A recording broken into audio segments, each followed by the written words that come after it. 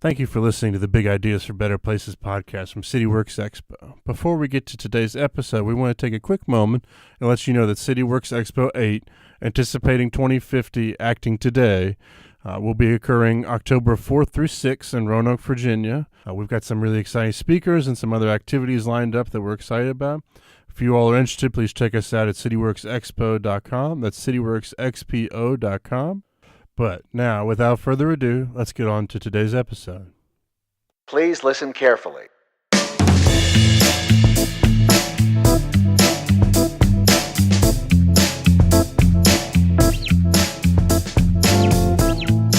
Welcome to the Big Ideas for Better Places podcast from CityWorks Expo. My name is Brad Stevens, and I'll be your host today. And it's my absolute pleasure to introduce you to our guest, Miss Virginia Hanusik, photographer and manager of climate change initiatives at the Architectural League of New York. How are you doing today, Virginia? I'm doing so well. Thank you so much for having me. Well, it's my pleasure, and I particularly appreciate it because it's a Monday morning, and I know Monday morning is often a hard time to get anything done, so I appreciate you being willing to, first thing in the morning, step into this. No problem. It's a great way to start off the week. Well, very good. Well, I wonder, as we kind of get started here, I know you have several different hats that you wear, but I wonder if you could kind of define for us or how you define the work that you do and how you best understand it. Sure. So at the foundation of my work, I like to see it as operating between the fields of architecture, design, and art.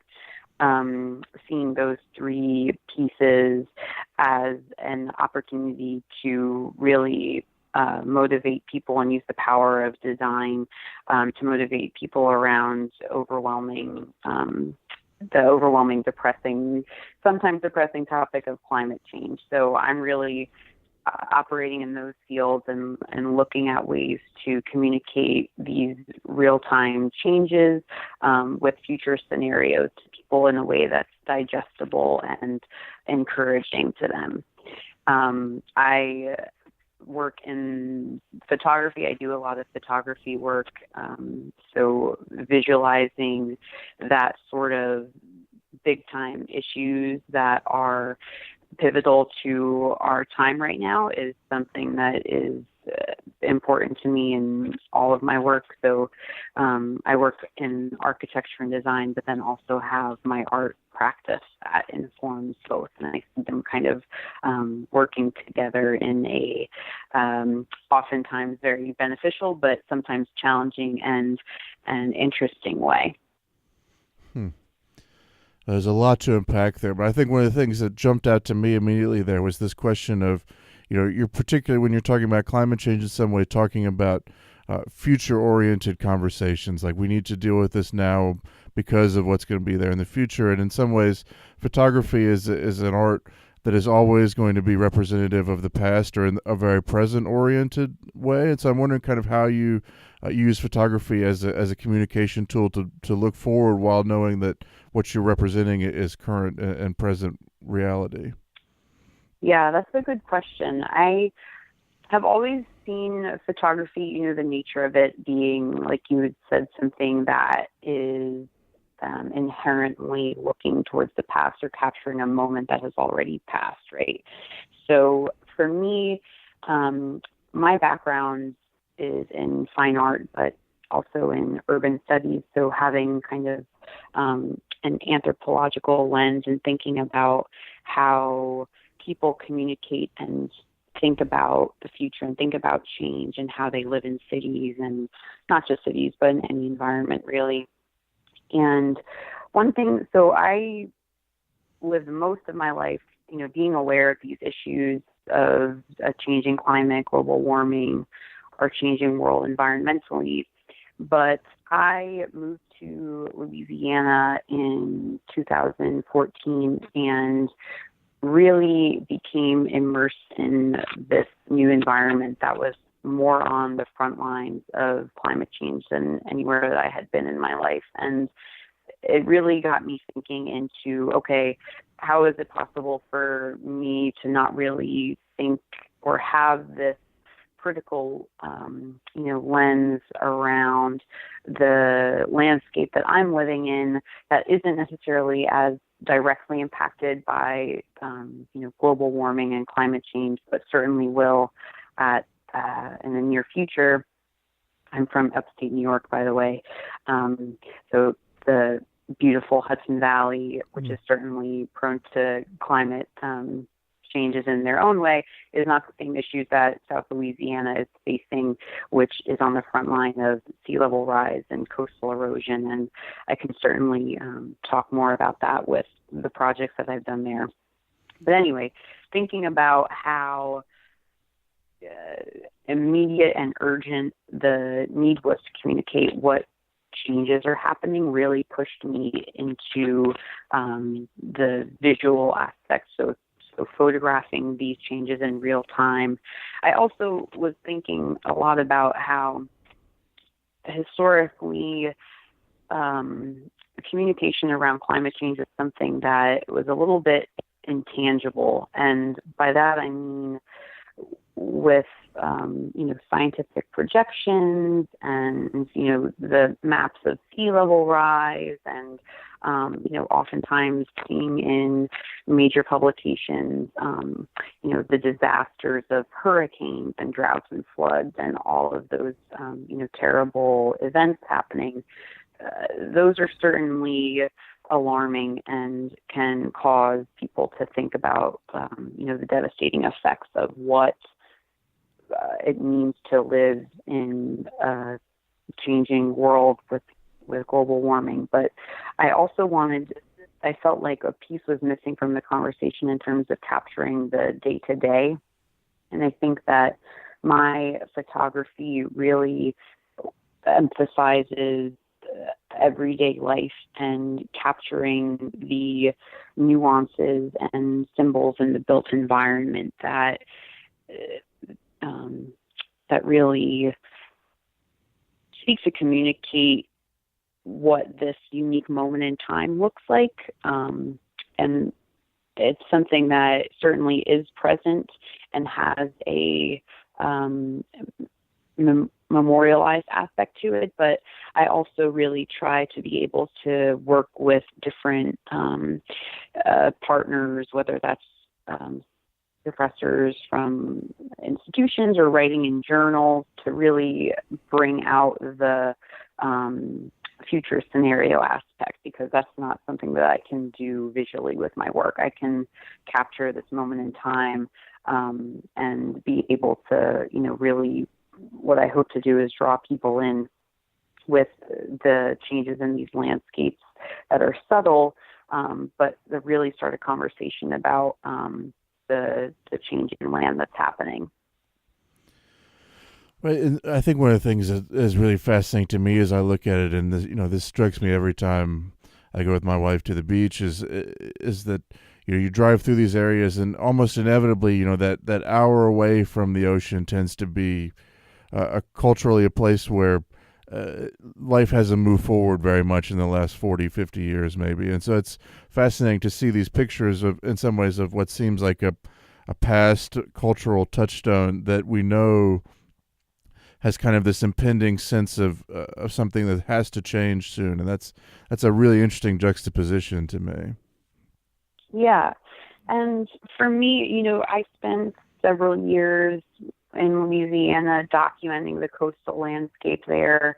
Since then, that region has certainly gotten a large amount of national and international press around just the environmental crisis that's happening there. And that's due to, many reasons that I can go into in depth around, the history, the geographical history there, and, oil and gas, and just the pieces that make it kind of a unfortunate perfect example of environmental degradation and then the effects of climate change. So for me, I wasn't interested in capturing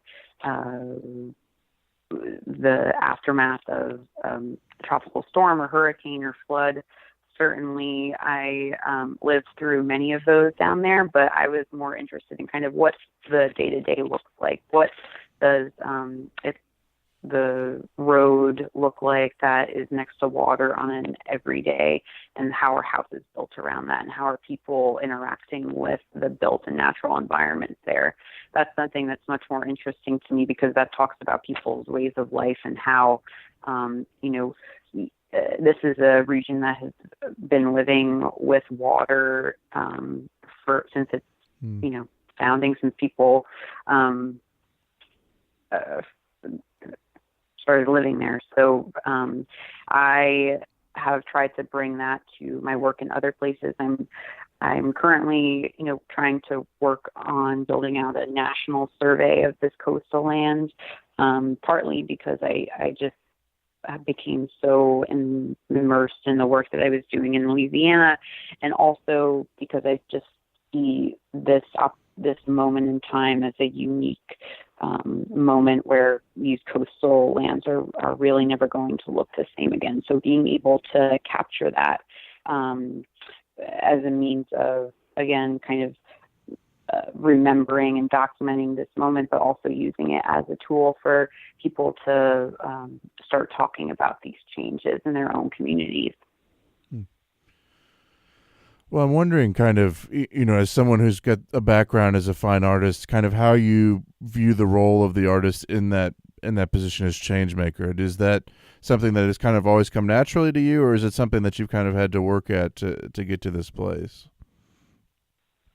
It's certainly something that I've had to work at, and even to this day, I use the word artist. I'm hesitant to use it just because my approach to art has always been something that has been collaborative and, very much a partnership with other people in the field that I'm working with. I have never worked in a vacuum on projects that I'm working on. It's always something that I see when I think about the audience being accessible and, something that is able to be understood and appreciated by everyone. So, I grew up in being certainly loving art and coming from a family of, very creative people. But the term fine art was something that wasn't necessarily in my vocabulary. It was kind of something that I had always seen, independent, kind of idolized people working in their small studios and in their, little bubbles, however you want to call that, which certainly produces amazing art. But for me, it was something that became clear that I really had to immerse myself and learn from people that are much more knowledgeable than me when starting other projects. So, for example, in Louisiana, for the several years as I was there working on a project called Backwater, that really came from my own desire to understand this landscape and the history of, South Louisiana. As I had mentioned, coming from the north and just being completely culture shocked, but also just seeing the landscape there as something so flat and so different and interesting from what I had previously known my whole life, which was, hills and thinking about just the national appreciation, I think, of the typical landscape painting of Hudson River Valley. So how national identity was kind of built around those paintings of Frederick Church and Thomas Cole and those important pieces of art, which I love and admire and have a lot of pride in. But thinking about these other parts of the country that haven't necessarily had that sort of documentation and celebration about that landscape, and maybe thinking about why these issues of environmental degradation and this loss of this valuable and beautiful asset of land is happening because historically hasn't been seen as such an amazing, beautiful place in the American identity. So I think I kind of got off track there. But anyway, thinking about the role of an artist, is really being able to visualize and communicate and make accessible kind of these big issues. And for me, that's been climate change, and thinking about how we as citizens of the world really interact and think about the landscapes that we reside in.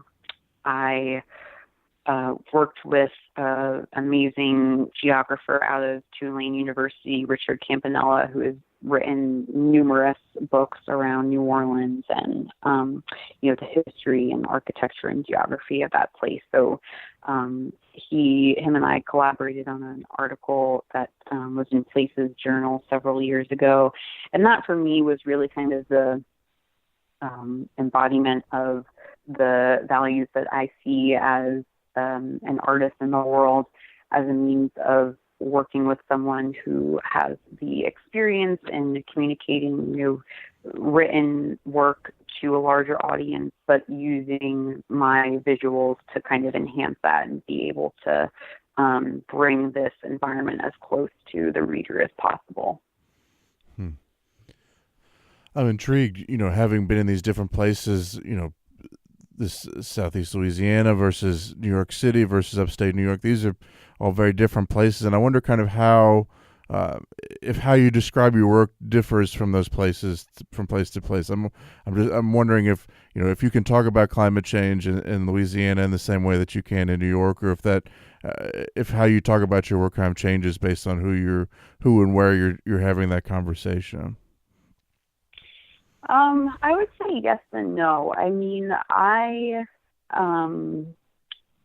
certainly saw during my time in New Orleans, I was working at a social innovation incubator. So we were working with individuals and small businesses that were working either in a social or environmental field. So I worked with a lot of companies that were doing kind of coastal restoration work in South Louisiana, and then also urban water management in New Orleans. And one thing that I really learned from there, and I see here in New York as well, is the impacts of climate change are affecting people that have historically been victims of environmental injustice, and lower socioeconomic classes of people are time and time again the victims of these disasters that happen, and not having the same sorts of tools or resources that enable them to be protected and thrive in this changing climate. In New Orleans, especially more so than any other place that I've been, but people are divided on topographic lines, right? So you have more affluent people living on the higher ground, and you have the lower income people living, below sea level, literally.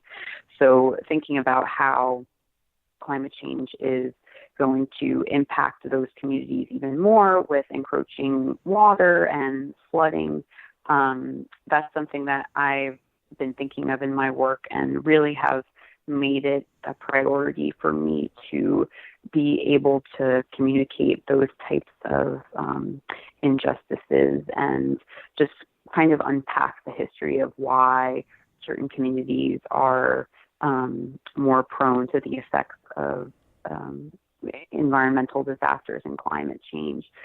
I am a giant fan of Richard Nisrock and his work on Cancer Alley in Louisiana, and the book that him and landscape architect Kate Orff produced several years ago called Petrochemical America, which kind of chronicles the geography and history of oil and gas in Louisiana, and how that has really exacerbated social inequality there. So that's kind of my idol of books and individuals that are working in this field. But I certainly see that in New York as well, and I have really been immersing myself in understanding kind of the history of communities along the water and riverfronts here, and how New York is such a fascinating place in that it is literally a coastal city, but the access that you have to the water is so different based off of what borough you're in, how much money you have, certainly, and thinking about kind of after Sandy, what the city has done to protect certain communities, and hasn't necessarily given that same protection across the board. So I'm really looking forward to exploring that as well in the upcoming months with my work, as I'm continuing to work on my project here, which is really about coastal communities in New York, and thinking about how they interact with the landscape of the water here. So just as some clarification, some of my background is in climate change work and sustainable development. So I'm always intrigued by this question that comes up with climate change, in terms of there are always going to be communities that are more affected by climate change than others. And so coastal communities, New Orleans in particular, but, your Miamis and places like that are always going to see more impact than your St. Louis's and Minneapolis's and places like this. And I'm wondering, we also know that climate change requires, not even a national, but a global response in some ways to be really effectively mitigated. And so I'm wondering kind of how you've managed that work in some ways, in terms of, when you work in New Orleans, or if you're working in New York coastal communities now, how you show that work there, but then also relate it back to the fact that this is really a global fight or a global conversation in some ways. Yeah, I think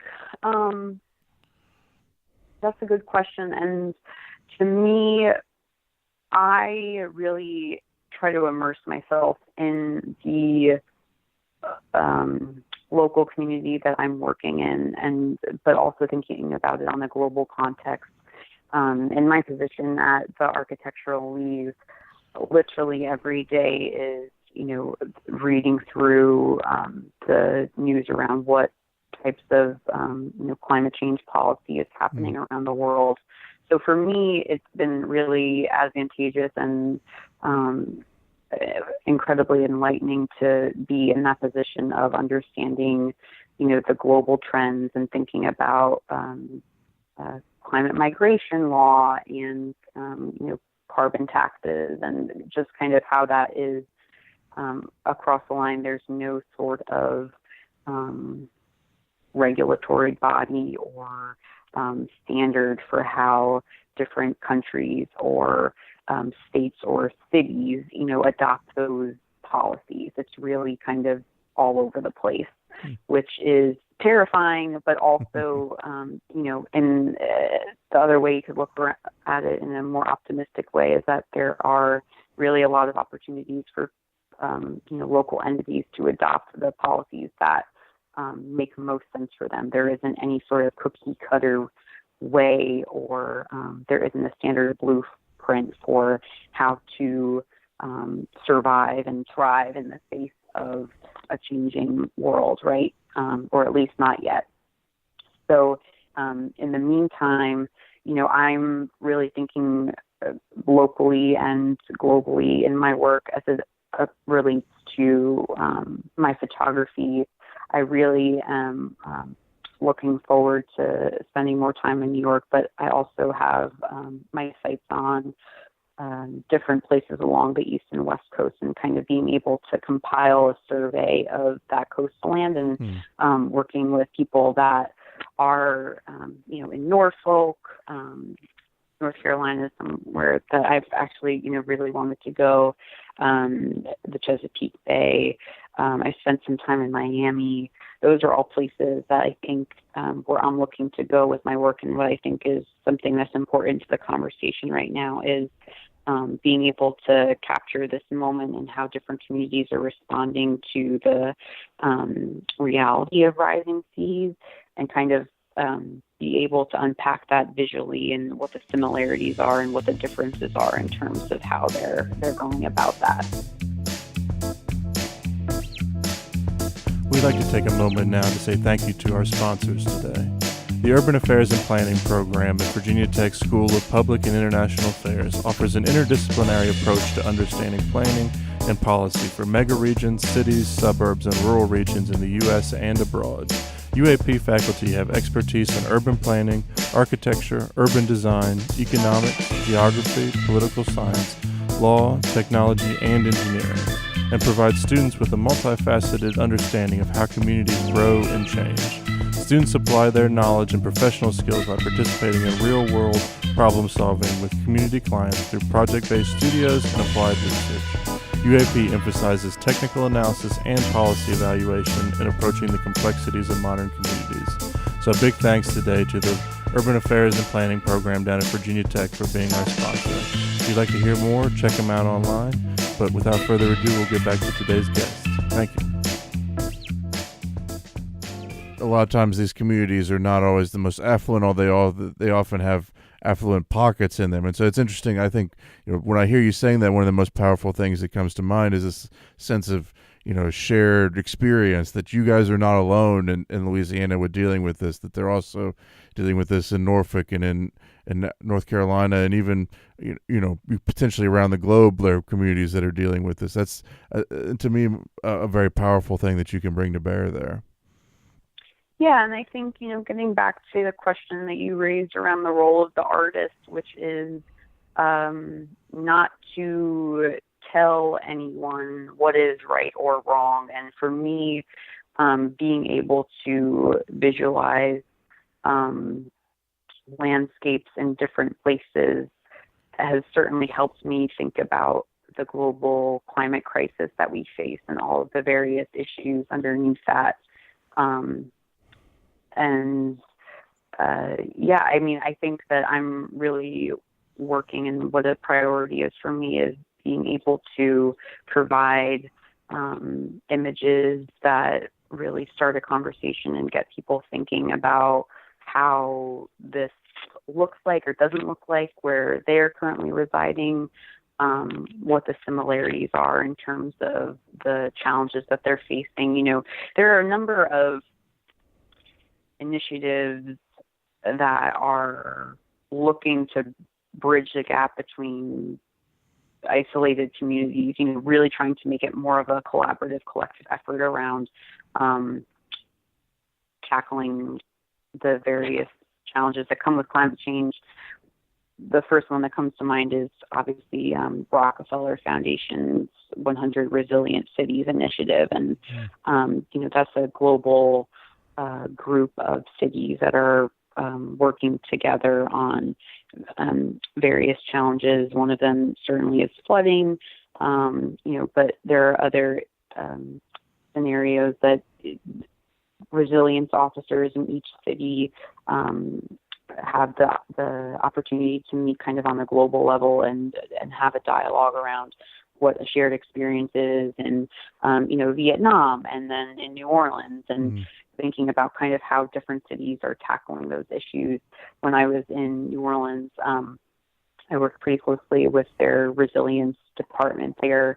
And once you have people talking around the world, it makes things a little less, I don't want to say daunting, because it certainly is, but you have that shared collective knowledge and camaraderie around how different places are working to solve these issues, and you can bring that back to your community. So I like to think of my work similarly in that I certainly see the value in deep diving into one place, but longer term being able to kind of communicate more of a broader survey of the topic of coastal erosion and climate change. Right now, I'm focusing on the coastal landscape, but I certainly would like to continue into the future in tackling different kind of components of that. Well, I want to take a little bit of a different direction here and kind of bring in some of your work with the Architectural League, but also some of the where I think it lines up with your artwork in terms of when you look at most of your work, there's not a ton of people in there. It's largely pictures of the built environment and buildings and infrastructure, whatever that might look like. And I'm wondering kind of why that stands out to you and why you find that work in architecture and design so important. Yeah. I academically, again, my background is in architecture, and I think that I've just always been drawn to it because of its symbolism, because of the structural importance of design being culturally a symbol of how we live our lives and what we see as important and what we don't, and the ability to connect buildings and places really kind of speaks to the broader trends in modern society. So for me, my natural tendency has always been, I've always gravitated to buildings and infrastructure as a means of really looking at, what we value and how we live our lives, right? So I am not trained, in any sort of technical architecture program, but I have had training in thinking about kind of the sociology around place and design, and how it can be a process that engages many people. It could be a process that engages very few people, but the lasting impacts of that, really shape how we as a society live out our everyday experience. So that's always been something interesting to me. There are some images that, I will have people in, but it's really kind of to pocket the landscape as a means of seeing how people kind of utilize this infrastructure or this landscape, rather than kind of honing in on them and their features and who they are. That is certainly interesting to me, but in the context of my work, I'm really kind of looking at photographers such as Edward Bertinsky, photographers that are really based on the landscape, and you can learn so much about society through kind of looking at the details of how we organize space and how we construct so many social and economic aspects of our lives through the physical environment. It's interesting. It's almost, there's this divide that I go back to again and again in America, and it's perhaps the central divide here between individualism and, this idea of us as collective, collaborative people. And it's interesting that, you can take those individual things, but what I see with you is you're really taking pictures of our society or engaging with that in that way, that what you're seeing is really a reflection of us, but as a collective as opposed to as an individual. Right.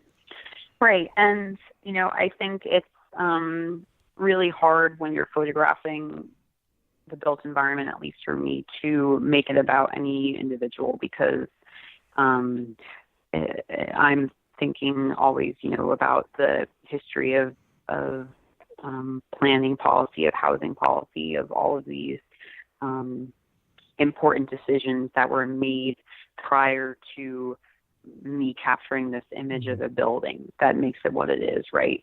So that's part of what I was saying previously around, I can only go so far as an artist to visualize to make visual what I'm seeing and what I'm thinking about myself.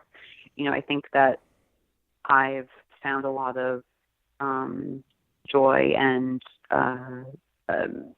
really feel strong about the work when it's paired with text or another sort of body of written work that communicates kind of the history and thinking around these images, but also leaves it for people to kind of bring back their own or construct their own, narrative or thinking about the work. So it's bringing enough to the table to be informative, but not providing too much where it is, a black or white answer for how people perceive the images. Hmm.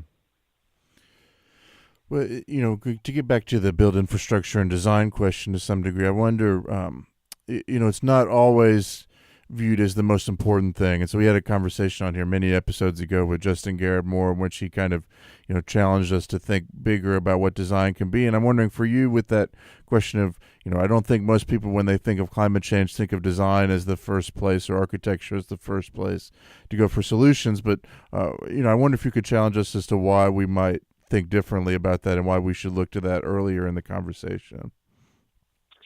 Yeah, the built environment generates about 1/3 or more of greenhouse gases globally. Transportation and its infrastructure generate another quarter of that or another third of that. So the built environment is an incredible source of carbon in our world, and how we build structures, how we travel to them, that is so much a part of our everyday life. People don't think about the actual environmental impact of the buildings that we inhabit and then the transportation sources that we take to get there. So thinking about designing buildings beyond being LEED certified, certainly that plays a major component in being, reducing the amount of energy that a building uses. But I'm also thinking about how materials are sourced for those buildings, how, people who are building those structures are getting to the site, how people who are inhabiting or working on that site are getting there. All of these kind of how the food is getting there. These are systemic issues that I and the league are working on to be able to kind of unpack and unsilo. I don't know if that's the right terminology, but kind of get away from thinking of buildings and architecture as isolated structures. They are so much an embodiment of our values and systems as a society. That is certainly what draws me to them. But if you start to kind of unpack all of the different processes that go into making a building and inhabiting it, you can really find some interesting stuff. And I think that the importance of design really becomes apparent when you start to look at all of the different aspects of what goes into living and working in a structure in your daily life. I hope that answers your question. Oh, I think I really like that perspective in terms of, there's many ways perhaps to deal with each issue in a community. So perhaps you could start from that transportation place and do the same thing. You're thinking, where are people going? Where are they coming from? Why are they traveling in a particular way? But it's interesting that, we can get to that same questions through different lenses. We can look at the built infrastructure. We can look at the transportation infrastructure, probably even, we could probably break it down into education in many different ways and other ways. So it's just a fascinating way to hear you kind of articulate that the built infrastructure is one way of capturing the complexity of the communities that we live in. Right. And that's something that, my mind has always, I needed to actually have something concrete. I'm not good at being super abstract or having, I need something tangible really to wrap my head around any sort of various issue that's going on. In this context, it's climate change, and that's something that, so many people, there are a lot of people that are working on really great stuff, like the Yale program on climate change communication. They're really, they're a great organization in terms of being able to communicate these daunting, terrifying statistics around climate change in a more positive and encouraging way, thinking about how to really motivate change in people. And for me, being able to kind of hold on to the built environment and looking at landscape and buildings as a means of understanding these immense challenges that are happening is what I'm really hoping to communicate to audiences that are looking at my work. Well, it's if there were, obviously you've said that you don't think the role of the artist is perhaps to tell people, how to act or what's right and wrong in some ways. But I wonder, kind of, what are there actions that you hope will be sparked, or what, when you look forward and you're hopeful about what will come from your work in engaging with climate change, how do you imagine that, or what does it look like to you? I think that there are a couple of parts of that. The first part, when I'm thinking about my images at the most basic level, it's really about seeing the beauty of a place and knowing that it is worth saving and preserving, and being able to,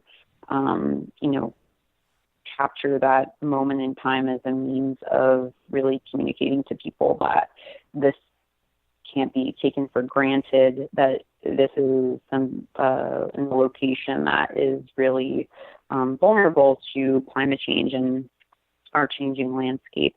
So I think that that's one component of what I hope people will take away from it, as just, in its essence, a thing of beauty.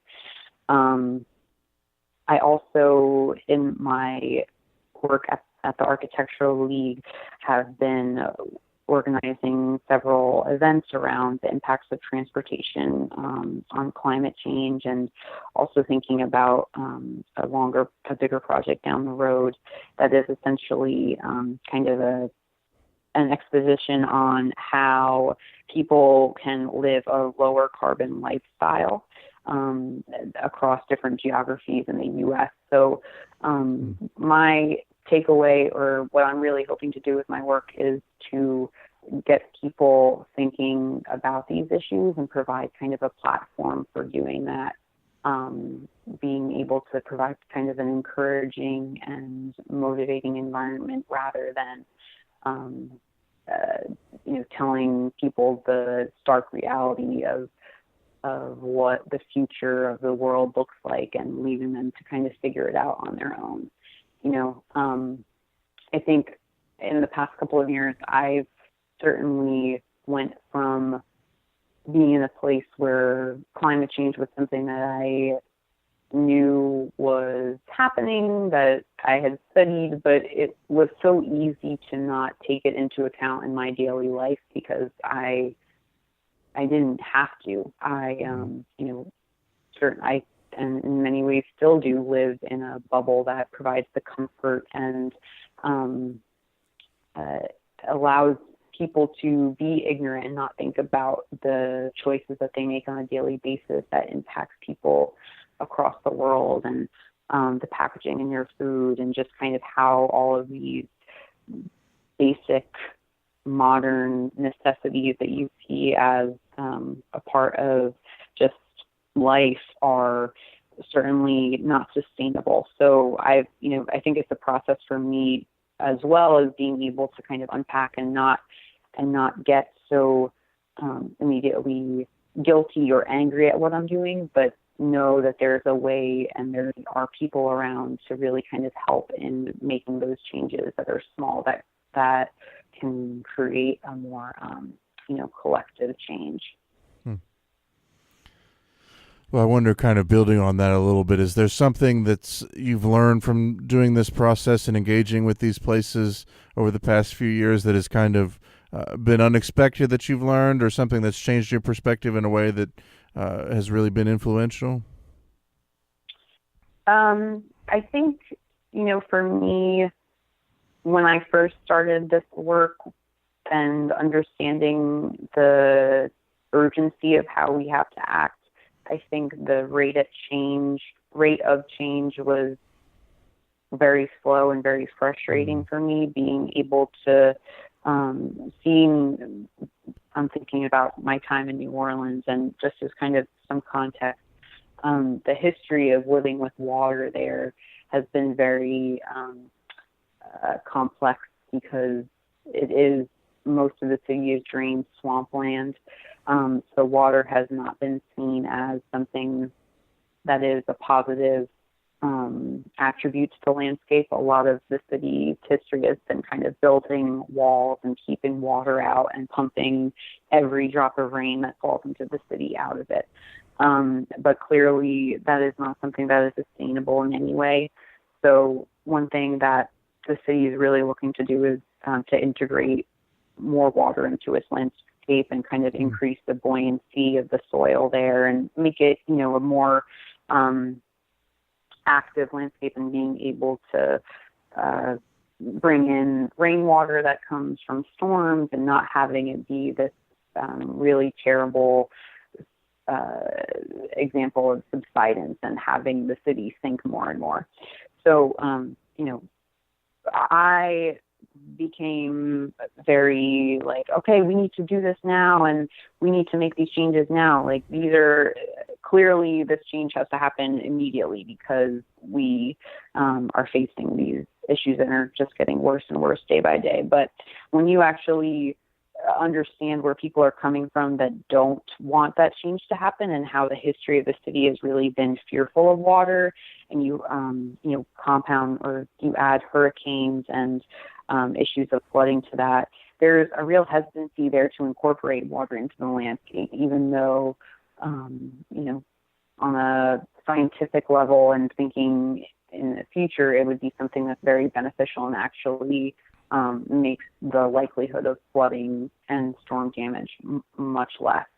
So it's a challenge, constantly to think further out, because in many ways people are just reacting to the immediate concerns that they have. And, there's nothing wrong in that. I understand where people are coming from. I do that in my daily life too. So that's something that I've tried to kind of balance as I've been working in the climate field, of being able to take people's urgent and pressing needs and worries into the context of kind of how we talk about this larger change happening on the grand scale in the future. So I think it's really about not making it something that's scary for people or telling them what needs to happen, but giving them options and scenarios that can be visualized and accessible and understood for what possible change can look like in the future. That's really compelling. It's not easy, I imagine, particularly in some of these communities. And I wonder, as we get towards the end here, I love to ask this question about, particularly for someone like yourself, who I think has a bit of more of a trained eye than most of us. But when you go to a new place, so like when you first went to New Orleans, or when you come back to New York, or when you travel to these communities on the shoreline in New York, what is it that you kind of look for first, or what first catches your eye, whether that be something you research beforehand, or just something when you get on the ground that you look for? What is it that kind of tips you off to let you know whether a place maybe is willing to change or has started to change already, or whether they're kind of maybe struggling at the moment? Lately I've really been, whenever I'm traveling to a new place, or even, locally, I'm really interested in kind of looking at the development along the water, because I think how new development is being built there says so much about what a city is prioritizing in terms of their safety and resilience, right? But it also, there's so much to unpack there, because in New York, there's so much that's being built on the water, and you have high-rise, luxury apartment buildings, but on the same waterfront, you also are building, flood walls and protection systems. So I'm looking at that and kind of being able to assess how a city or its residents are thinking about the future of their, structural integrity there. If there are high-rise buildings being built on the coast, are there other sorts of protection systems in place that are either visible or not? I'm thinking a lot about kind of obviously the interactions with the waterfront. but not just in a resilience way, but kind of thinking about how people are, how we're seeing and using the landscape, and if there are any changes there, and historically how we've interacted with it. This is it's fascinating to me because my sister and her husband live in Richmond, Virginia. We went to visit them yesterday, and I realized all of a sudden that we were driving on top or through a levee, and I was like, "This is fascinating how they've been able to integrate this into the community in a way that, as an outsider, it almost took me a second to recognize what we were looking at there, and it was a really eye-opening thing in some ways in terms of that relationship with the water there." Yeah, definitely. I've been to Richmond before, but I haven't seen that, so I think I'm going to have to go back. Well, it's fascinating. The juxtaposition was fascinating to me in terms of it's perhaps the most quickly developing area of town in terms of right behind that levee there's some massive former industrial buildings that are now almost all condo and office space that is fairly pricey. And it was very interesting to see that, like, oh, interesting that we're thinking about these things and getting to that place. Yeah. And for me, certainly that's endlessly interesting, but also thinking about what it looks like for communities that, aren't in those luxury buildings and in those condos, Absolutely. What sorts of protections they have, right? So looking at it on a, more holistic scale, which I really enjoy doing. Well, Virginia, I really appreciate you taking the time today. I wonder if you could kind of close this out with a story that kind of encapsulates your work in some way, or what you think can happen or maybe has failed to happen when a community delves into these issues and thinks about these issues, but something that kind of touches on why you think this work is so important. Okay, well, this is kind of timely because when I first went to New Orleans for the first time, I worked at an organization called the Broadmoor Improvement Association, which was at the time under the reins of Latoya Cantrell, who really was a pivotal leader in the post-Katrina recovery. She understood the importance of green and blue infrastructure in making the city more sustainable and, living within its natural environment, not continuing to push water out, but actually living with it. So I was just, completely enthralled by and inspired by her work. And just last week, she became the mayor of New Orleans. So she's the first, woman mayor that the city has ever had, and it's celebrating its 300th year anniversary this year. So that's just a little story, not necessarily about me, but I think it is something that is really encouraging as I move forward with my work, thinking about, these leaders who care so much about the environment and creating sustainable and beautiful cities for all citizens and having that person elected to office is really inspiring for me and encouraging moving forward. That's great to hear. As I said, someone who's involved in this work in the past, one of the reasons I left was because I thought there's nothing that I could do that would ever be helpful. And so to see people that get it rise up and assume even bigger positions of power is, as you noted, a very hopeful thing to see. Yeah, definitely. Well, Virginia, where can people find more information about your work? My website is the best way to find out what I'm working on. It is www.virginiahanusik.com. It has a number of my projects that I've been working on, as well as a blog with my current work on there. Very good. And for all of you that are interested in learning more about CityWorks Expo, you can find us at cityworksexpo.com. But Virginia, thank you so much for the time today. Thank you so much. It's been a pleasure.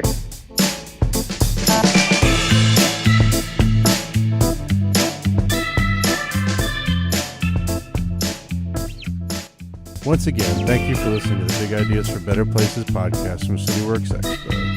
We truly hope you've enjoyed today's episode and come away thinking more deeply about something than you would before. If you have, we'd appreciate a rating or review in Apple Podcasts or wherever you might be listening to this. It really helps other people find out about the podcast and the great guests that we have on. Further, I'd like to welcome all of you all to check us out on CityWorks XPO, that's cityworksxpo.com, and learn about our annual gathering, CityWorks 8, where this year's theme is Anticipating 2050, Acting Today. We're really excited about what we have going on this year and some of the speakers that we have coming in, and we hope you'll join us in Roanoke, Virginia from October 4th through 6th and be part of what's really a very special event. But for now, thanks again for listening and have a great week.